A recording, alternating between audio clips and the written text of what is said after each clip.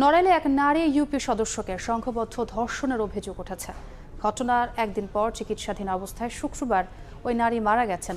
স্বজনদের দাবি, সদরের মাইচপাড়া ইউনিয়নের সংরক্ষিত নারী সদস্য বাসনা মল্লিক বুধবার বিকেলে টিসিবির মালামাল নিয়ে বাড়ি ফিরছিলেন। পাওনা টাকার জন্য রাজিবুল নামে একজন ফোন করে তাকে ডেকে নেন। রাজিবুলের কাছে যাওয়ার পর কয়েকজন মিলে ওই নারীকে ধর্ষণ করে।